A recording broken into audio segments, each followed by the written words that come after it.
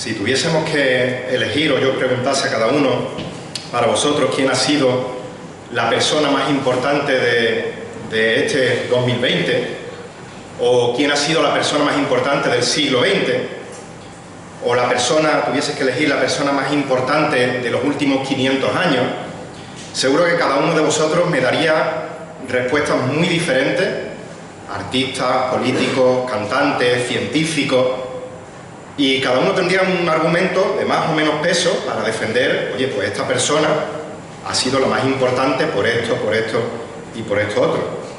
Ahora bien, Samuel ya nos ha ido adelantando otros. Si tuviéramos que decidir quién ha sido la persona más importante de la historia de la humanidad, sin lugar a dudas solo habría un candidato posible.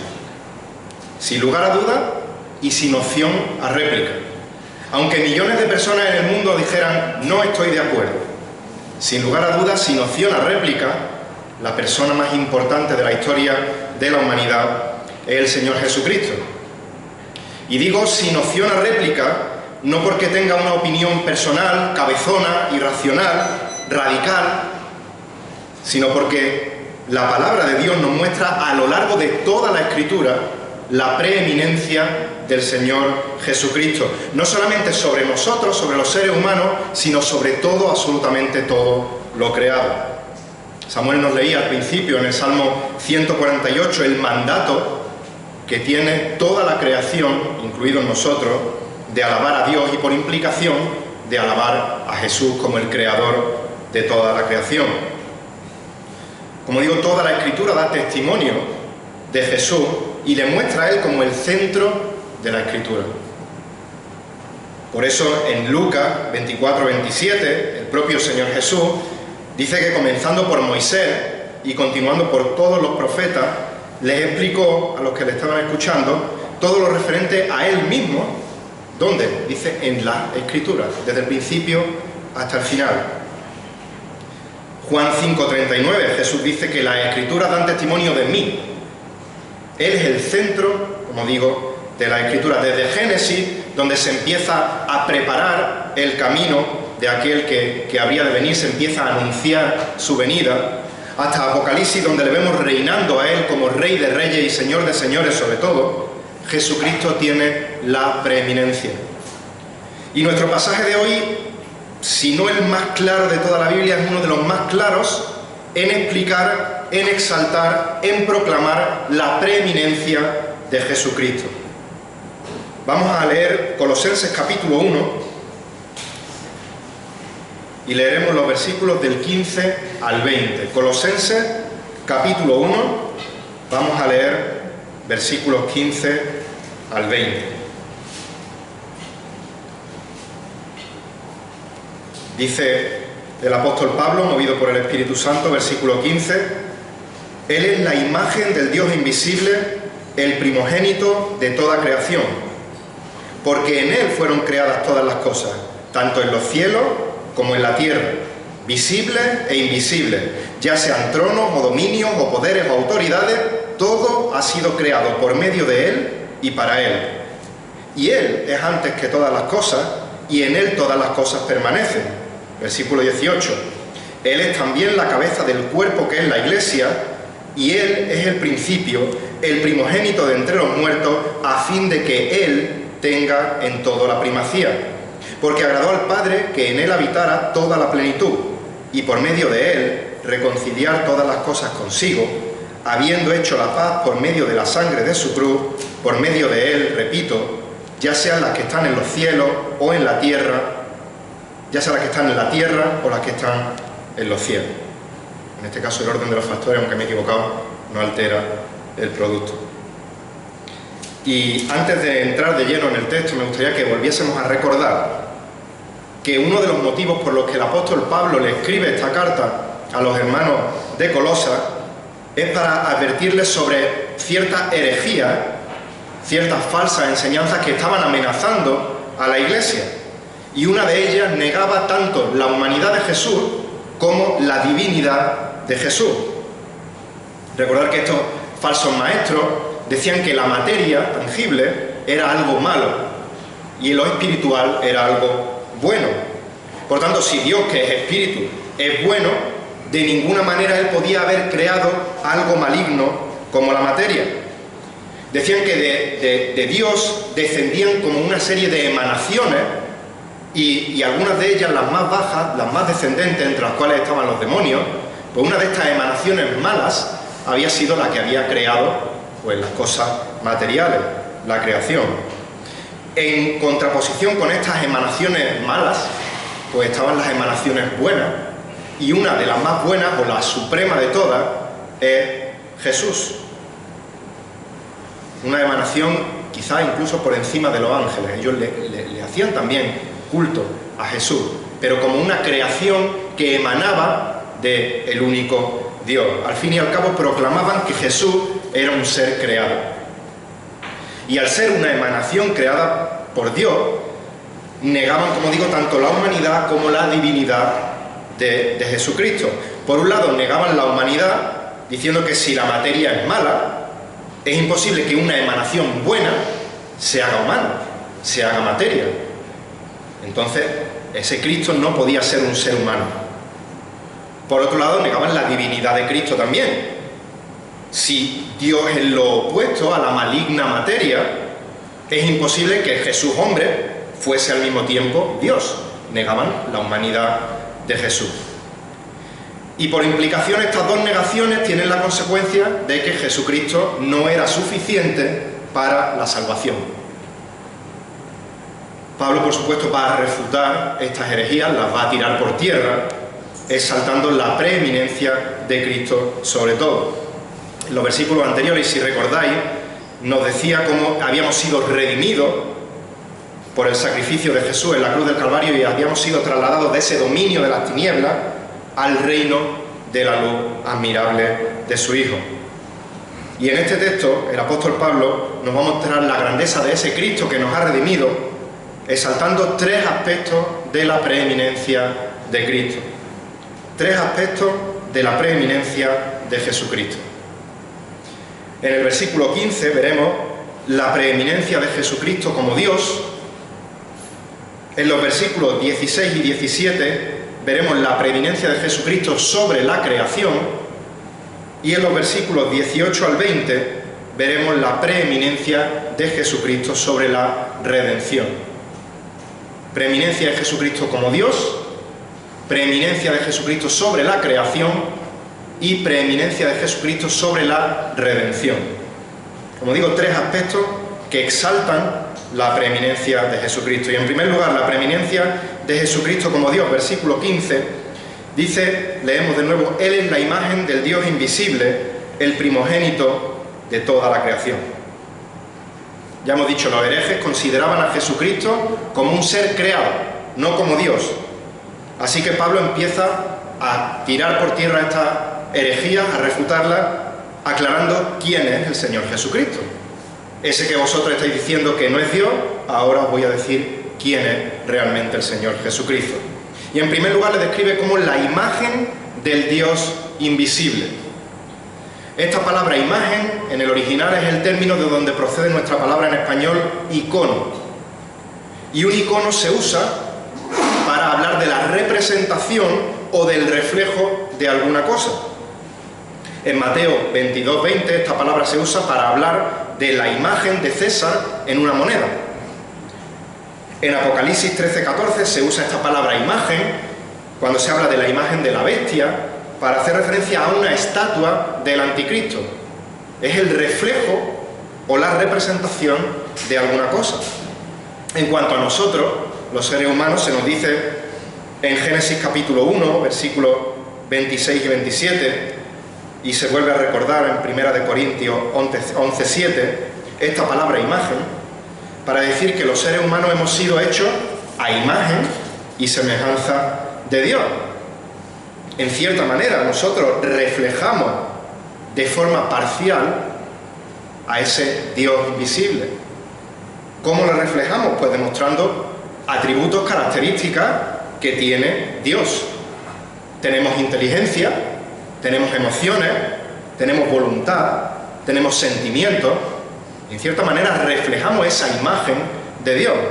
Sin embargo, desde el momento de la caída, vista, no podemos reflejar la imagen de Dios en el sentido moral, porque Dios es totalmente santo y nosotros somos pecadores.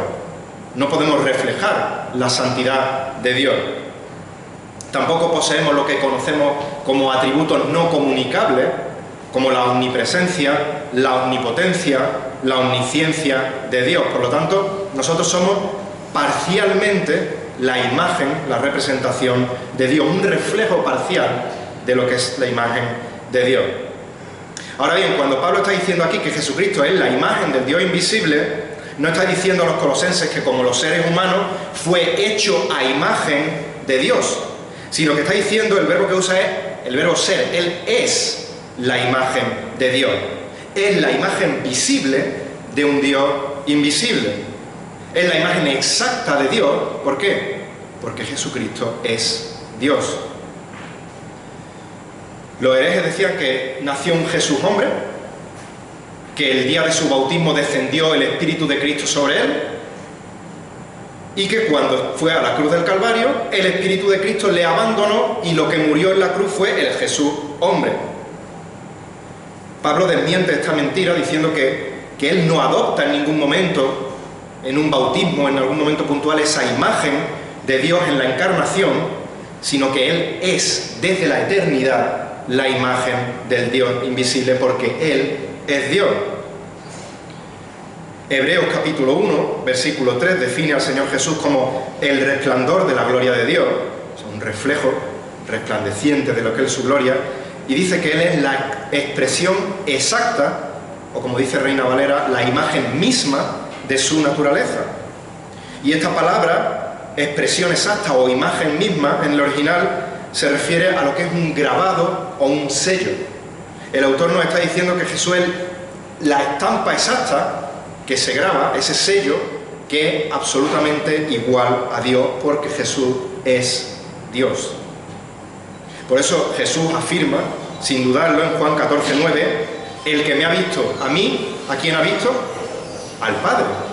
El que me ha visto a mí, ha visto a Dios, porque yo soy Dios. Cuando Pablo dice en Filipenses 2:6 que Jesucristo, siendo en forma de Dios, no estimó ser igual a Dios como algo a que aferrarse, ya lo vimos en el estudio de Filipenses, esta palabra forma, morfe, en el original no se refiere a la forma externa que adopta algo, eso sería la palabra esquema, que también se traduce por forma en el castellano, sino que alude a la naturaleza esencial de algo, a lo que es una cosa en sí misma, la esencia de algo. Cuando Pablo usa la palabra morfe, está diciendo que Jesús siempre ha existido en la esencia inmutable del ser de Dios. Y Pablo sigue diciendo en este texto, no sigue diciendo, y no estimó el ser parecido a Dios, no estimó ser similar a Dios, no estimó ser un espíritu superpoderoso como algo a que aferrarse, no. Dice, no estimó el ser igual a Dios como algo a que aferrarse, para nada más y nada menos que venir a redimirnos, a salvarnos de nuestro pecado. Aquellos que están sin Cristo, aquellos que decía el apóstol Pablo unos versículos antes, bajo el dominio de las tinieblas, están ciegos ante esta realidad.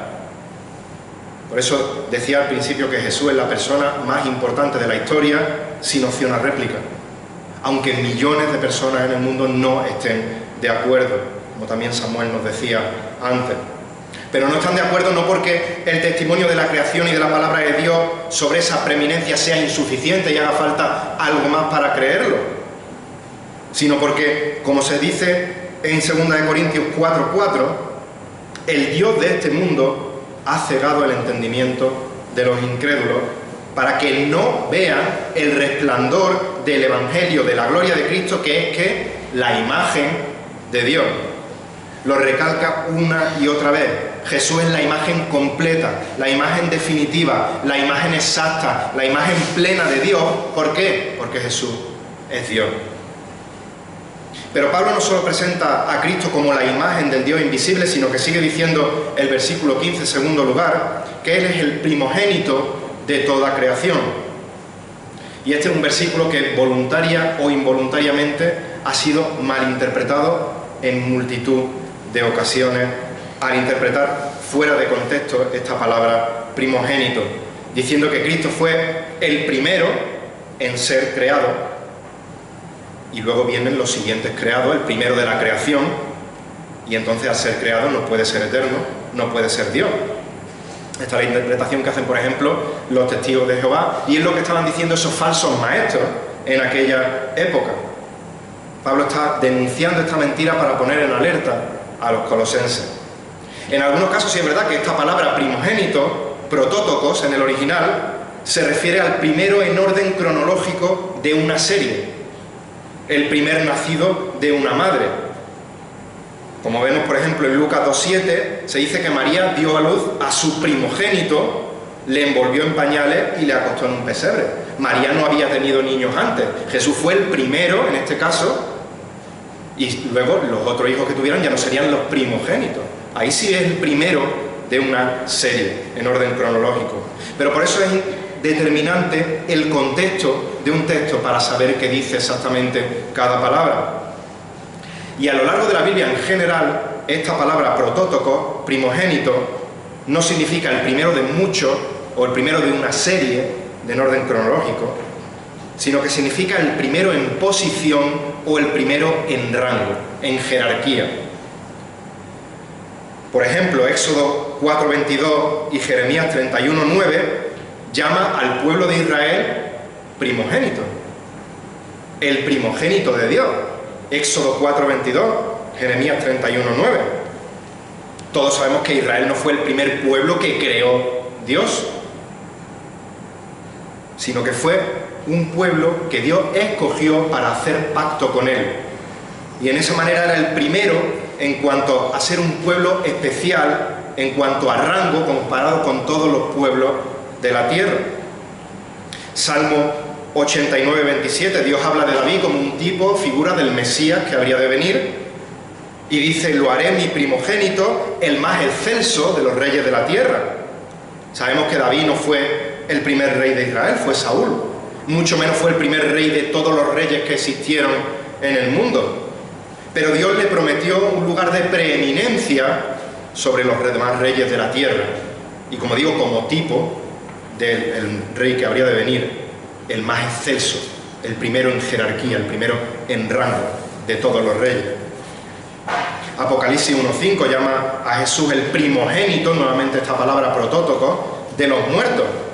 Y Jesús no fue la primera persona en resucitar en orden cronológico, sino que Él es preeminente entre todos los que han resucitado y todos los que resucitarán. Romanos 8:29 dice: porque a los que de antemano conoció también los predestinó para ser hechos conforme a la imagen de su Hijo, para que Él sea el ¿qué? El primogénito entre muchos hermanos. Se nos está hablando como preeminente, y lo veremos más adelante, en relación con los hermanos, en relación con la Iglesia. El primero en rango, la cabeza de la Iglesia, como veremos. En todos estos casos, esta palabra protótocos, primogénito, no se refiere a primer nacido, sino primero en superioridad y rango. Con lo cual el contexto es firme, es claro, es suficiente como para interpretar esta palabra de esta manera. Pero tenemos más razones en la Escritura como para no interpretar esta palabra primogénito como primero nacido o primero de una serie. Jesús es llamado en la palabra el unigénito. Por ejemplo, Juan 1:18, nadie ha visto jamás a Dios, el unigénito de Dios que está en el seno del Padre, Él le ha dado a conocer. Unigénito o único se traduce. Y esta palabra en el original es monogenes. Mono significa único y genos significa tipo o clase. Cuando la Biblia dice que Jesucristo es el unigénito, está diciendo que es el único. Cuando dice que es el unigénito Hijo de Dios, está diciendo que Cristo como Hijo es único en su clase. No hay nadie más que encaje en esa categoría. Nosotros podemos ser llamados hijos de Dios con una minúscula muy chiquitita, porque hemos sido adoptados a la familia de Dios. Por eso somos hijos de Dios. Pero el único que puede ser llamado hijo de Dios con mayúscula, de una forma en la que nadie puede ser llamado hijo, es el Señor Jesucristo.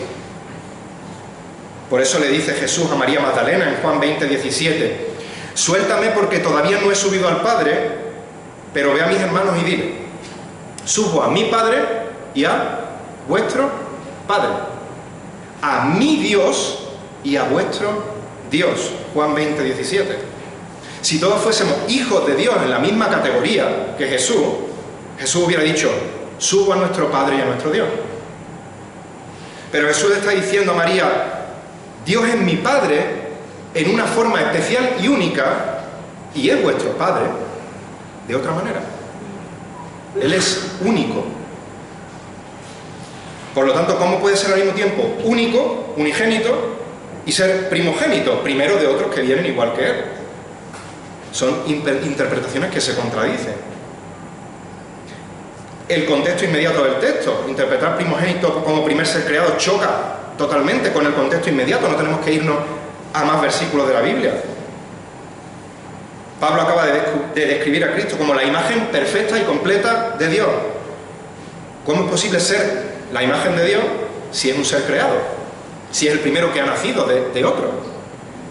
En el versículo siguiente veremos que Pablo se refiere a Cristo como el creador de todo lo que existe. ¿Cómo es posible ser el creador de todo y ser al mismo tiempo el creado? Y el versículo 17 declara que Él es antes de todas las cosas. Él es eterno, Él existía antes de que se crease nada. ¿Por qué? Porque Él es el Dios eterno. Así que por mucho que los falsos maestros intenten torcer la Escritura, lo mires por donde lo mires, no tiene sentido ninguno traducir esa palabra primogénito en este contexto como el primero de una serie de otros que han de nacer, que han de venir en orden cronológico, sino que hace referencia a Jesucristo como el que tiene preeminencia, autoridad, supremacía y dominio sobre absolutamente todo. Estamos viendo tres aspectos de la preeminencia de Jesucristo. Hemos visto la preeminencia de Jesucristo como Dios, y en segundo lugar, los versículos 16 y 17 veremos la preeminencia de Jesucristo sobre la creación. Y podemos ver varios argumentos que afirman esta preeminencia de Jesucristo sobre la creación. La primera razón es que Jesús es preeminente sobre la creación porque Él es el creador. Versículo 16, en Él fueron creadas todas las cosas, y termina este versículo diciendo todo ha sido creado por medio de Él. Génesis 1 nos dice, en el principio creó Dios los cielos y la tierra, entonces dijo Dios sea la luz, y hubo luz. Entonces dijo Dios, haya expansión en medio de las aguas, y separe las aguas. Entonces dijo Dios, entonces dijo Dios, entonces dijo Dios, y cuando dijo Dios las cosas fueron. Él es el creador soberano. Él dice y al momento se hace. Pero por su parte Juan, capítulo 1, versículos 1 al 3, nos dice que en el principio existía el Verbo estaba con Dios y el Verbo era Dios. Él estaba en el principio con Dios. ¿Y qué es lo que hacía este Verbo? ¿Qué hacía el Hijo?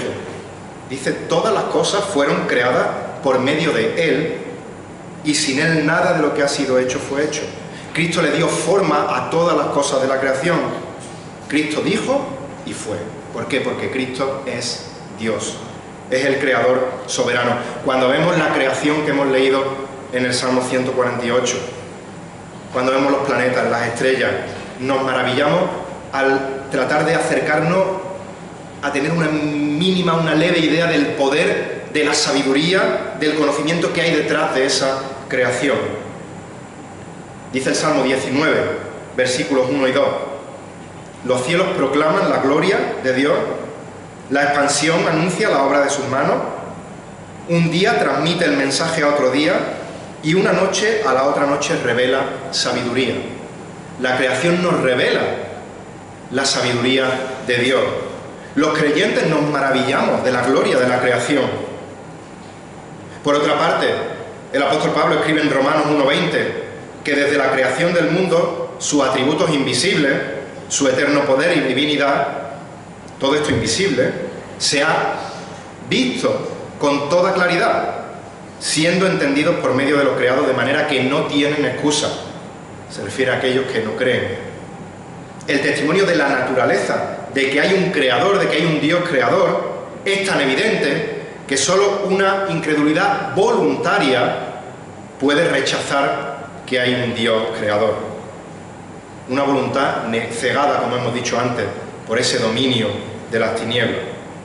Ahora, tenemos que tener una cosa clara. Aunque podemos, por medio de la creación, tener la certeza absoluta de que Dios existe, esta creación no es suficiente para la salvación. Por medio de la creación podemos llegar a saber que hay Dios, pero solo contemplando la maravilla de la creación no podemos ser salvos. Hay muchos aspectos de la naturaleza de Dios que no podemos conocer solo mirando la creación, y entre ellos, como también veremos más adelante, la redención del ser humano pecador. Por eso tenemos que mirar a Cristo, porque Él es la imagen visible del Dios invisible. Él es el reflejo completo, fiel, de todo cuanto es Dios, incluyendo ese plan de redención. Y el versículo 16 termina diciendo: todo ha sido creado por medio de Él y para Él. Cristo es el propósito por el cual han sido creadas todas las cosas. Nosotros no somos el centro del universo. El propósito de que nosotros hayamos sido creados es Cristo, es la gloria de Cristo. Así que cuando nosotros, que somos parte de esa creación que ha sido creada para Él y no para otra cosa, cuando nosotros no vivimos para la alabanza y la gloria de su nombre, no estamos cumpliendo con el propósito al cual hemos sido creados. ¿Y qué pasa en una fábrica o un artesano cuando construye algún objeto, termina de construirlo y no vale absolutamente para lo que ha sido creado? Si construye una silla que cojea y te cae, ¿qué hace con esa silla? La desecha, la tira. Pero nuestro buen Dios, en vez de desecharnos, en vez de tirarnos a la basura por ser defectuosos, por no valer, por no cumplir el propósito para el cual hemos sido creados, pagó con la sangre de su Hijo Jesucristo la posibilidad de ser restaurados para dejar de ser defectuosos y volver a cumplir el propósito por el cual hemos sido creados, para la gloria del Creador, para la gloria de Jesucristo, para la gloria de Dios. Y mi pregunta es: ¿estás viviendo tu vida de una manera útil con respecto al propósito que has sido creado? ¿O estás viviendo de manera defectuosa conforme a tu propósito? Una segunda razón por la cual Jesucristo es preeminente sobre la creación es que es preeminente también sobre el mundo espiritual. Dice en la mitad del versículo 16: porque en Él fueron creadas todas las cosas, invisibles, ya sean tronos, dominios, poderes o autoridades. Y estos tronos, dominios, poderes, autoridades, está haciendo referencia a diferentes jerarquías de seres angelicales. Pero es que estos herejes pretendían enseñar que Jesús era un ángel, era el mayor de todos los ángeles, o un superángel creado por encima de todos los ángeles, y le rendían culto también. Pero Hebreos 1:7 nos dice que Él fue el que creó a los ángeles. Efesios 1:21 dice que Jesús está muy por encima de todo principado, autoridad, poder, dominio y de todo nombre que se nombra, no solo en este siglo, sino también en el venidero. Él es preeminente sobre el mundo espiritual. Pedro reafirma en 1 de Pedro 3:22, reafirma esta verdad diciendo que Jesús es quien está a la diestra de Dios, habiendo subido al cielo, después de que le habían sido sometidos ángeles, autoridades y potestades. Las Escrituras son claras: Jesús no es un ángel, lo sabemos, sino que Él es el creador de los ángeles. Él está por encima de los ángeles y son los ángeles los que le rinden culto, los que le rinden adoración a Él y los que están bajo su autoridad, porque Jesucristo es preeminente sobre el mundo invisible, sobre el mundo espiritual, porque Jesucristo es Dios. Y en tercer lugar, Jesús tiene primacía, tiene preeminencia sobre la creación, sigue diciendo el versículo, porque Él es antes que todas las cosas. Antes de que comenzara el universo, Él ya existía. Ya hemos leído Juan 1, versículos 1 y 2, lo volvemos a leer. En el principio existía, era el Verbo. El Verbo estaba con Dios y el Verbo era Dios. Él estaba en el principio con Dios. Primera de Juan, capítulo 1, versículo 1. Juan está introduciendo la veracidad del argumento que va a dar, diciendo: lo que existía desde el principio, dice, lo hemos visto, lo hemos oído con nuestros ojos, lo hemos contemplado, lo han palpado nuestras manos acerca del Verbo de vida, el cual existía desde ese principio. Jesús le dice a los judíos en Juan 8:58: en verdad os digo, antes que Abraham naciera, yo soy. Como sabéis, este yo soy lo entendieron perfectamente la audiencia. Estaba afirmando que él era el Yahvé del Antiguo Testamento, que él era el Dios eterno. Hemos cantado, y Apocalipsis 22:13 lo dice, que él es el Alfa y la Omega, el primero y el último, el principio y el fin. El Verbo, el Hijo, Jesucristo, existía desde el principio porque Él es eterno, porque Él es Dios. Una cuarta razón que evidencia la preeminencia de Jesús sobre la creación, versículo 27.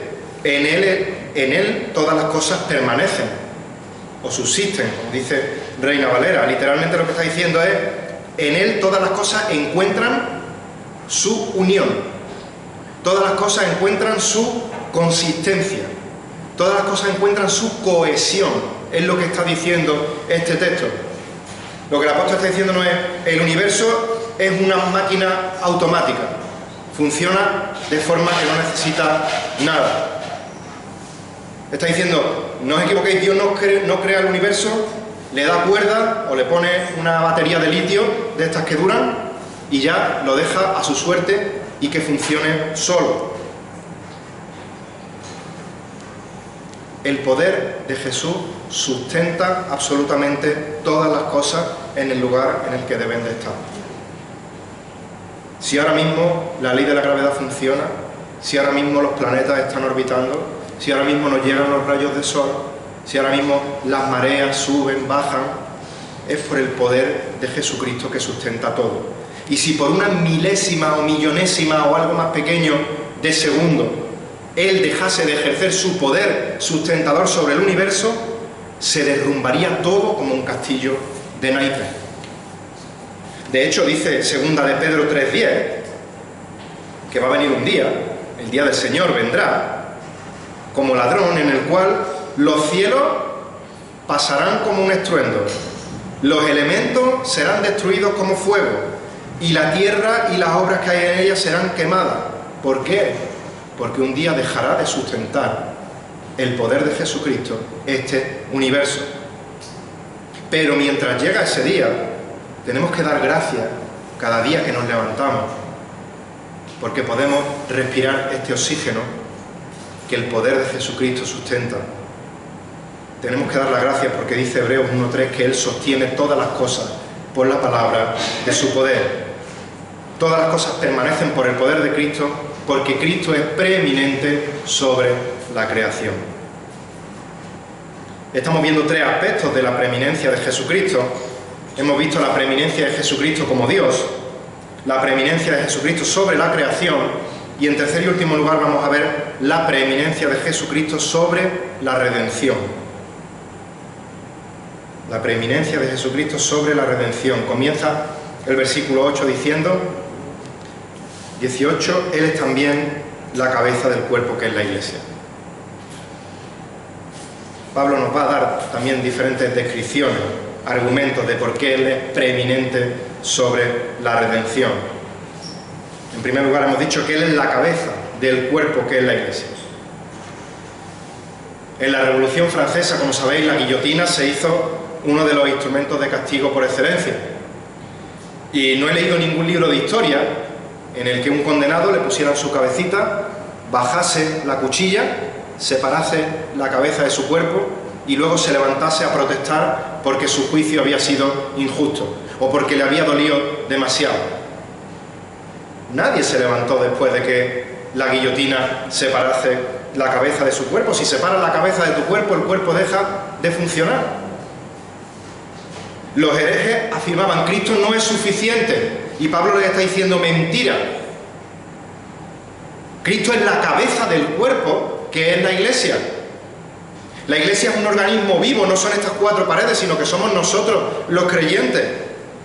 Y este organismo puede vivir porque tiene una cabeza que le da vida, que lo dirige, que lo ordena, que lo sustenta. Y todo lo que necesitamos los creyentes para vivir una vida como Iglesia, como Dios quiere que la vivamos, la encontramos en Cristo y solo en Cristo. Sin Cristo como el centro de nuestra vida como Iglesia local, sin ser el centro de nuestra vida como creyentes, no podemos hacer ninguna cosa para contribuir al avance del reino de Cristo. De hecho, una iglesia local en la que Cristo no es la cabeza, no es una iglesia que se ha extraviado y va por mal camino, sino que es una iglesia que está muerta. Porque un cuerpo sin cabeza está muerto, muere al instante. En segundo lugar, Cristo es preeminente sobre la redención, sigue diciendo el texto, porque Él es el principio. Y esta palabra principio tiene en el original doble sentido, sentido de origen y sentido de primacía. La Iglesia tiene su origen en Jesucristo y Cristo es preeminente, tiene la primacía sobre la Iglesia. Efesios 1:4 dice: Dios nos escogió en Él antes de la fundación del mundo. ¿Para qué? Para que fuésemos santos y sin mancha delante de Él. ¿Y quiénes son los santos y sin mancha delante de Él? Su Iglesia. Él es el origen, Él nos escogió, de Él proviene la Iglesia. Su muerte en sacrificio, su resurrección por nosotros, nos dieron vida nueva. Él es el principio de nuestra redención, Él es la cabeza del cuerpo, Él tiene la posición suprema en la Iglesia y en cada uno de los creyentes. Y nos sigue diciendo el texto también que es preeminente sobre la redención porque es el primogénito de entre los muertos. Nuevamente esta palabra protótocos de la que ya hemos hablado, de todos los que han resucitado de la muerte y que resucitarán y que resucitaremos. Él tiene el primer lugar, Él tiene la jerarquía suprema. Cuando Cristo resucitó al tercer día, Él venció la muerte. Resucitó para no volver a morir. No resucitó como Lázaro, que luego volvió a morir.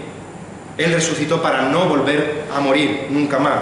Y todos nosotros vamos a morir físicamente y vamos a resucitar los que hemos creído en Él como Cristo resucitó. Vamos a tener un cuerpo glorificado similar al que tuvo Cristo después de la resurrección. Y dice Filipenses 3:20, 21, porque nuestra ciudadanía está en los cielos, de donde también ansiosamente esperamos a un Salvador, el Señor Jesucristo, el cual transformará el cuerpo de nuestro estado de humillación en conformidad al cuerpo de su gloria, por el ejercicio del poder que tiene aún para sujetar todas las cosas a sí mismo. Él es preeminente. Él tiene el poder para sujetar todas las cosas a sí mismo y tiene la preeminencia en nuestra redención. Pablo cierra su argumento con un broche de oro respecto a la preeminencia de Jesucristo en la redención. Dice: Cristo es preeminente, versículo 18, a fin de que Él sea el que tenga en todo la primacía.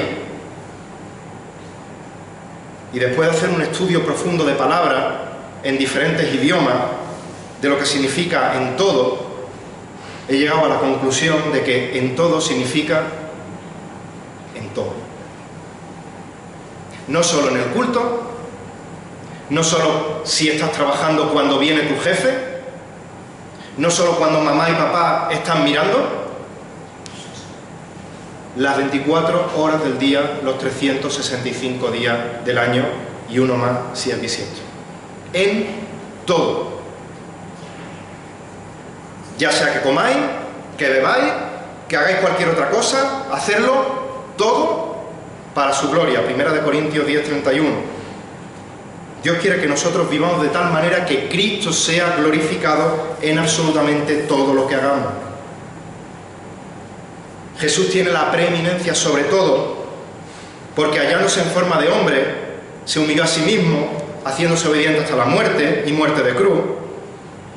Y después de esta humillación, dice Filipenses 2, a partir del versículo 8 estamos leyendo, por lo cual Dios también le exaltó hasta lo sumo y le confirió un nombre que es sobre todo nombre. ¿Para qué? Para que al nombre de Jesús se doble toda rodilla de los que están en el cielo, en la tierra y debajo de la tierra, y toda lengua confiese que Jesucristo es el Señor, para gloria de Dios Padre. Repito la segunda parte. Para que al nombre de Jesús se doble toda rodilla de los que están en el cielo y en la tierra y debajo de la tierra, y toda lengua confiese que Jesús es el Señor, para gloria de Dios Padre. Y esto no significa, como dicen algunos, que al final todo el mundo va a ser salvo, porque va a acabar adorando al Señor como Señor y Salvador de su vida. Si tú no tienes a Cristo en tu vida, va a llegar un día en que no te va a quedar otra opción que arrodillarte y reconocer su preeminencia y doblar tu rodilla ante Él y reconocer que Él es el Señor. Pero te vas a postrar ante Él como su enemigo derrotado. Serás puesto por estrado de sus pies y tu destino será la condenación eterna en el infierno, el castigo eterno de un enemigo derrotado en el infierno. La buena noticia es que hoy es día de salvación. Aún hay tiempo para que pueda ser salvo de esta terrible condenación por la eternidad. La buena noticia es que hoy, ahora mismo, puedes dejar de pelear contra Dios. Puedes dejar de ser su enemigo, rendirte, porque la batalla la tienes perdida, y acudir a Él en arrepentimiento y fe, reconociéndote pecador, reconociéndote pecadora, aceptando su obra de redención en la cruz del Calvario, aceptándole a Él como Señor y Salvador de tu vida. ¿Y sabes qué? Que serás salvo, que serás salvo. Jesús tiene la preeminencia sobre todo lo creado, sobre el mundo visible, sobre el mundo invisible, sobre la redención. ¿Y sabéis por qué? Versículo 19, porque agradó al Padre que en Él habitara toda la plenitud. Aunque Cristo se hizo hombre para poder llevar a cabo esa obra en la cruz, Él nunca dejó de ser plenamente Dios. El bebé que había en el pesebre acostado, el bebé que había en el vientre de María antes de nacer, era 100% plena y verdaderamente hombre, y era 100% plena y verdaderamente Dios. Y Pablo les vuelve a recordar a los colosenses: no escuchéis a los falsos maestros. Él es plenamente Dios, plenamente suficiente para alcanzar la salvación. Es más, le va a decir en el capítulo 2, versículo 10, que vosotros la única manera de estar completo es en Él, porque en Él habita toda la plenitud. Y si ya es increíble intentar entender, que no se puede, la plenitud de Cristo, cuánto más increíble saber que los creyentes, los cristianos, son partícipes de esa plenitud. Dice Juan 1,16: de su plenitud todos hemos recibido, y gracia sobre gracia. Y antes de llegar al último versículo, me gustaría que nos parásemos a meditar sobre lo que hemos visto. Cristo es la imagen del Dios invisible. Cristo es el primogénito de absolutamente toda la creación. Cristo tiene la primacía como Dios. Él es preeminente sobre lo visible, sobre lo invisible, sobre la Iglesia. Él es la cabeza de la Iglesia, Él es la guía de la Iglesia, Él es el que le da vida a la Iglesia. Y este Cristo glorioso, este Cristo preeminente, que tiene derecho, potestad para gobernar soberanamente sobre todo lo creado, dice la palabra que se encarna, se hace hombre y viene a realizar la obra que el Padre había planificado desde antes de la fundación del mundo, para salvarte a ti, para salvarme a mí de nuestra merecida condenación por ser pecadores. Dice el versículo 20: y por medio de Él reconciliar todas las cosas consigo. ¿Cómo? Habiendo hecho la paz por medio de la sangre de su cruz, por medio de Él. Dice, repito, ya sea las que están en la tierra o las que están en los cielos. Por medio de Él reconcilió todas las cosas consigo. Esta palabra reconciliar, en general, en el Nuevo Testamento, cuando aparece, significa cambiar o intercambiar. Su uso indica cambiar en una relación, cambiar algo en una relación. Pero nuestro texto, en concreto, va acompañada de una preposición que refuerza el significado, lo cual está diciendo es una reconciliación total y completa. Yo me puedo pelear con alguno de vosotros y luego me puedo reconciliar. Volvemos a hacer las paces y me puedo volver a pelear. No es una reconciliación completa, no hay garantía. Pero aquí está diciendo que esta reconciliación es completa y total, que a través de la sangre de Jesucristo, y solo por medio de la sangre de Jesucristo, los creyentes que éramos enemigos de Dios, por medio de su redención, logramos una reconciliación total y completa con Dios. Nuevamente, cuidado con cómo se interpretan los textos. Cuando está diciendo por medio de Él reconciliar todas las cosas consigo, no está diciendo que todo el mundo va a ser salvo porque todas las cosas van a ser reconciliadas consigo. No está diciendo que al final todo el mundo va a ser salvo. Lo que está diciendo Pablo es que a través de la obra redentora de Jesucristo en la cruz del Calvario, todos los efectos desastrosos que la maldición del pecado ha traído en la creación van a ser reconciliados, van a desaparecer para siempre. Cuando Dios termina la creación, en Génesis 1:31 dice que Dios vio todo lo que había hecho y he aquí era bueno, no apañado, bueno en gran manera. La caída del hombre lo estropeó todo, pero no estropeó todo solo en el ser humano, sino absolutamente en toda la creación. Destruyó la armonía perfecta que había en la creación. Y ahora la creación, como se nos dice en Romanos 8, 20 y 22, dice que está sujeta a vanidad y que está gimiendo y sufriendo dolores de parto hasta ahora. Pablo nos dice en este texto que ese pecado que lo ha fastidiado todo, llegará un día que desaparecerá y reinará la paz por siempre. Y eso será solo gracias a la obra de Jesús en la cruz del Calvario. Por eso, entre el versículo 20 y el 22 que hemos leído de Romanos 8, que la creación está esperando, está gimiendo, está sujeta a vanidad, dice que la misma creación está esperando ese día en el que todo va a volver a su equilibrio. Dice, la esperanza, Romanos 8, 21, en la esperanza que la creación misma será librada también de la esclavitud de la corrupción a la libertad de la gloria de los hijos de Dios. Dios y la creación reconciliados de la maldición de Génesis 3. Todas las cosas reconciliadas por medio de su sangre. Eso es lo que está diciendo el texto, es decir, todas las cosas. Por eso Pedro lo puede decir, segunda de Pedro 3:13, según su promesa, nosotros esperamos nuevos cielos y nueva tierra en los cuales mora la justicia. En segunda de Pedro 3:13, Pedro lo esperaba con fe. Pero es que Juan lo vio con sus propios ojos. Dice Apocalipsis 21:1, y vi un cielo nuevo y una tierra nueva, porque el primer cielo y la primera tierra pasaron y el mar ya no existe. Toda la creación reconciliada con Él. Nuevos cielos, nueva tierra, por medio de la sangre de Jesús. Si Dios lo permite, en la próxima predicación que tengamos de Colosenses retomaremos este versículo y veremos en profundidad las gloriosas implicaciones que tiene esta redención en los creyentes, lo que éramos, lo que somos, lo que seremos. Pero ahora, a la luz de todo lo que hemos visto, de la gloriosa preeminencia de Jesucristo sobre todo, ¿qué respuesta vamos a dar nosotros como creyentes? ¿Cómo vamos a responder con nuestras vidas como creyentes frente a la preeminencia de Jesucristo como Dios sobre la creación, sobre todas las cosas, sobre la redención?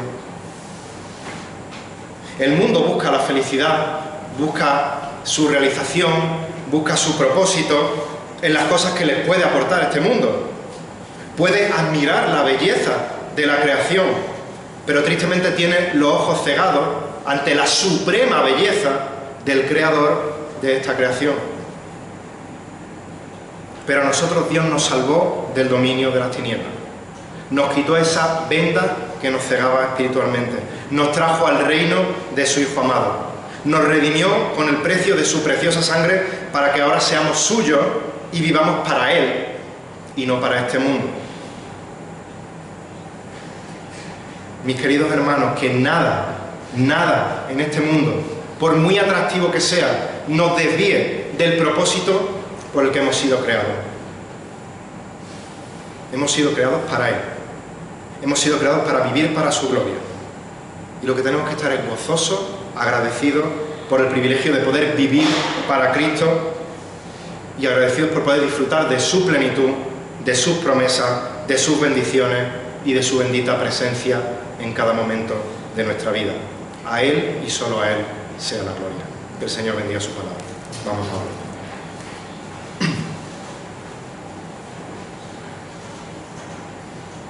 Padre nuestro que estás en los cielos, es incomprensible para nuestras mentes finitas el acercarnos a un atisbo de tu grandeza, de tu gloriosa preeminencia sobre todas las cosas, Señor. Declaramos y afirmamos con rotundidad que tu Hijo Jesucristo es Dios, que Él es nuestra cabeza, la cabeza de tu Iglesia, la cabeza de los creyentes, Señor, que Él tiene la preeminencia sobre todo, Señor, y queremos pedirte perdón cuando la prioridad la ponemos en otras cosas, tanto en nuestras vidas individuales como Iglesia, Señor, y rogamos que tú nos dirijas en cada momento por el poder de tu Espíritu para poder ser útiles y no instrumentos defectuosos para el propósito por el que hemos sido creados, Señor. Y aquellos que se encuentran en esta mañana aquí, que todavía no te tienen, que todavía están defectuosos, Señor, que tu palabra penetre en sus corazones, que les dé vida a su muerte espiritual para poder tener fe y creer en la promesa de tu redención, Señor. Que sea un día de salvación para aquellos que no creen, Señor, y a los que hemos creído, Señor, pues solo nos queda darte la gracia, darte la gloria, darte la honra por lo grandísimo que tú eres, Señor. A ti sea la gloria en esta mañana y en cada minuto de nuestras vidas, en el nombre y por los méritos de tu Hijo Jesucristo. Amén.